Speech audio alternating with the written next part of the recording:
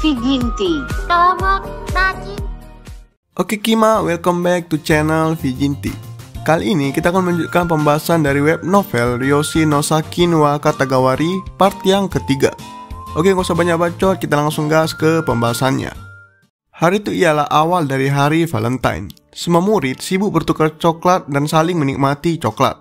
Berbeda dengan Shinji dan Yuya yang hanya sedang duduk santai, karena mereka sudah mendapatkan coklat lebih cepat dari murid lainnya.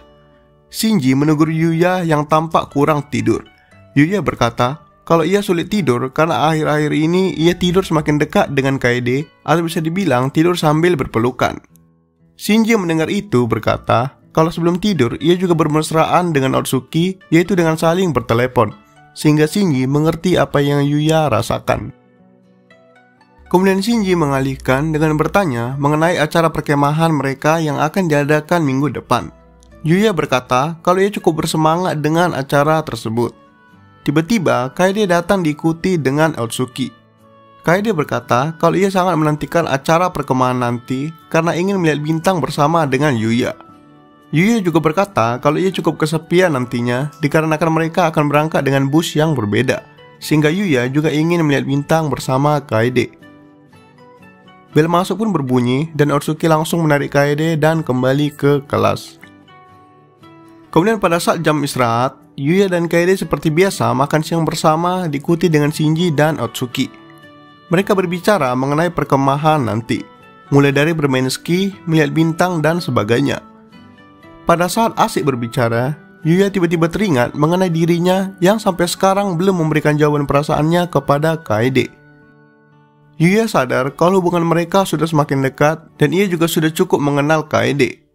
Yuya pun berinisiatif akan memberitahukan perasaannya kepada Kaede di perkemahan nanti. Kemudian dilanjutkan pada saat sepulang sekolah. Kaede saat itu sedang merajuk atau ngambek dan memutuskan untuk pulang sendiri. Yuya saat itu sedang berlatih di lapangan bersama dengan anggota klubnya. Tiba-tiba datang segerombolan gadis dan memberikan coklat ke seluruh tim sepak bola termasuk Yuya. Kaede yang melihat itu langsung merajuk dan meninggalkan Yuya. Yuya yang sadar Kaede sedang marah tidak tahu harus berbuat apa. Dikarenakan Shinji juga menerima coklat dari para gadis tersebut, sehingga Yuya berpikir kalau tidak masalah jika ia juga menerima coklat tersebut. Setelah latihan selesai, Yuya pun bergegas untuk pulang ke rumah. Sampainya di rumah, ia mendengar suara pelan memanggil namanya. Suara tersebut berasal dari kamar.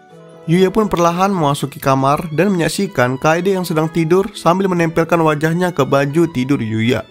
Kaede berkata sendiri kalau ia tidak akan menyerahkan Yuya kepada orang lain sambil mengendus-ngendus baju tidur Yuya. Yuya yang melihat itu pun langsung menegur Kaede.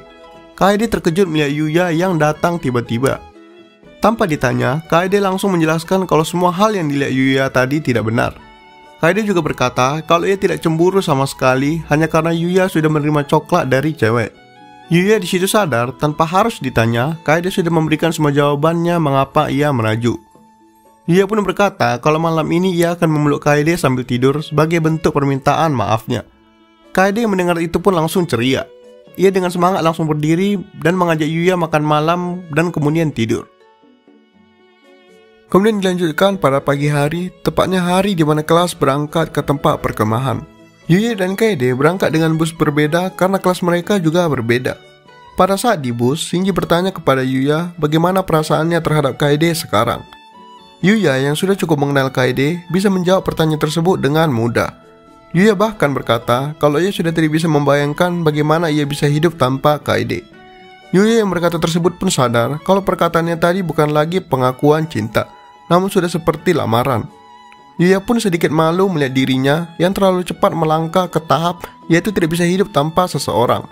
Namun itulah yang dirasakan Yuya sekarang. Kemudian setelah sampai di perkemahan, mereka langsung berganti pakaian dan diarahkan melakukan berbagai aktivitas. Setelah cukup lama beraktivitas, mereka pun beristirahat. Yuya menjumpai Kaede di aula. Setelah bertemu, Yuya terkejut dengan pakaian kasual Kaede yang terlihat dewasa. Kaede mendengar pujian itu pun jadi ada keinginan untuk menggoda Yuya. Kaede pun dengan pelan membisikkan ke kuping Yuya kalau ia akan memanjakan Yuya nantinya. Yuya yang tidak siap dengan godaan Kaede tersebut pun langsung memerah dan tersipu malu. Yuya ingin melawan, namun langsung dihentikan oleh Shinji dan Otsuki. Otsuki berkata kalau Kaede sudah berlebihan karena tidak tahu tempat. Otsuki pun terus menceramahi Kaede. Kemudian dilanjutkan pada saat memasak. Yuya, Kaede, Shinji, dan Otsuki mendapat tugas memasak. Yuya sengaja memilih memasak karena disuruh oleh Kaede. Kaede berkata waktu mereka untuk bersama sangat berkurang karena mereka beda kelas, sehingga Yuya harus mengambil tugas memasak agar mereka bisa bersama. Shinji dan Otsuki juga melakukan hal yang sama. Kemudian pada saat memasak, pandangan Yuya dan Shinji selalu tertuju kepada Kaede dan Otsuki. Kaede dan Otsuki yang menyadari itu pun langsung menggoda mereka berdua. Shinji yang tertangkap basah masih menatap ke arah Otsuki langsung terdiam malu. Namun sebaliknya, Yuya tidak ingin terbuai oleh godaan Kaede lagi. Yuya pun memutuskan untuk menyerang balik. Yuya berkata kalau Kaede sangat mempesona selagi memasak, sehingga dirinya teralihkan kepada Kaede. Seperti biasa, Kaede yang diserang balik selalu terbuai dengan godaannya sendiri. Mereka pun melanjutkan kegiatan memasak mereka. Selagi memasak, Yuya sedikit kepikiran tentang bagaimana cara ia akan menembak Kaede nantinya. Seperti yang aku bilang sebelumnya Ekima, si Yuya ini udah berencana untuk mengungkapin perasaannya kepada Kaede. Oke, kemudian setelah selesai makan, Yuya ialah satu-satunya orang yang berada di aula laki-laki.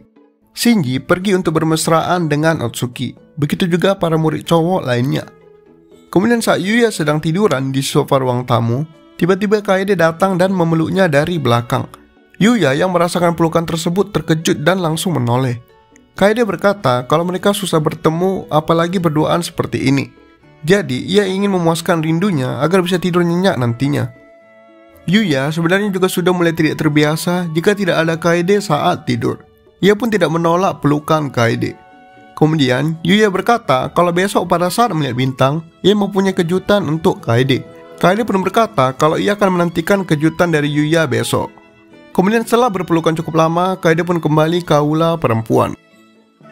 Dilanjutkan pada keesokan harinya. Itu ialah hari kedua perkemahan. Aktivitas pertama hari itu ialah bermain ski. Kaede membawakan kostum ski yang couple untuk dirinya dan Yuya. Yuya sedikit malu menggunakan kostum tersebut. Apalagi para siswa yang melihat mereka langsung berbisik-bisik. Mereka pun naik ke puncak menggunakan lift duduk. Sesampainya di puncak, Kaede langsung mengajari Yuya bermain ski. Yuya sangat fokus dalam belajar, karena ia ingin pada saat bermain ski dengan mertuanya nanti, dirinya sudah siap. Kemudian pada saat sedang berselancar cukup jauh, tiba-tiba Yuya kehilangan keseimbangan dan terjatuh. Kaede yang melihat itu dari atas langsung buru-buru turun dengan papan selancarnya dan mendatangi Yuya. Kaede langsung memeluk Yuya tanpa memperhatikan orang lain di sekitar mereka. Namun, Yuya yang menyadari kalau tatapan orang lain sudah tertuju kepada mereka langsung menenangkan Kaede dan menyuruhnya untuk berdiri. Kaede awalnya menolak. Ia sangat khawatir kalau Yuya terluka. Namun, karena tidak ingin mengambil perhatian semakin lama, Yuya pun berkata kepada Kaede kalau ia akan memeluk Kaede sepuasnya asal Kaede mau berdiri. Kaede mendengar itu langsung semangat dan langsung bergegas berdiri. Kaede yang sangat senang karena janji Yuya tersebut langsung membisikkan ke kuping Yuya kalau Yuya tidak perlu malu-malu. Yuya juga bisa memeluk Kaede sepuasnya kapanpun ia mau. Mendengar hal itu, Yuya langsung memerah. Ia berencana akan membalas semua godaan Kaede nanti pada saat malam penembakan. Kemudian pada saat malam harinya, murid-murid keluar dari aula masing-masing untuk mengikuti acara melihat bintang. Pada acara inilah Yuya akan mengungkapkan perasaannya kepada Kaede. Yuya sedikit ragu dan bingung bagaimana langkah-langkahnya, karena ini merupakan pertama kalinya Yuya menembak cewek. Setelah mencari spot masing-masing, Yuya dan Kaede pun berpisah dengan Shinji dan Otsuki. Mereka ingin saling berduaan melihat bintang. Yuya menggenggam tangan Kaede dan mereka pergi ke spot yang mereka sudah tentukan. Di situ Kaede berkata kalau ia sangat menantikan kejutan dari Yuya. Yuya sempat berpikir kalau Kaede sebenarnya sudah tahu kalau ia ingin mengungkapkan perasaannya. Kemudian setelah sampai, mereka pun mulai melihat dan berbicara soal jenis-jenis bintang yang mereka tahu. Kemudian tiba-tiba Yuya berkata kalau ia ingin mengatakan sesuatu. Kaede pun langsung menyambung dengan berkata kalau ia sudah siap mendengar perasaan sesungguhnya dari Yuya. Yuya pun berkata kalau ia sudah jatuh cinta kepada Kaede. Awalnya ia hanya mengagumi Kaede. Namun, karena perlahan mereka semakin dekat, dan apalagi Yuya mengetahui kalau Kaede selalu memperhatikan Yuya setiap latihan sendiri di lapangan, membuat Yuya merasa diakui. Kaede mendengar pengakuan Yuya tersebut pun langsung menangis dan memeluk Yuya. Kaede berkata kalau ia sudah menunggu pengakuan tersebut dari dulu.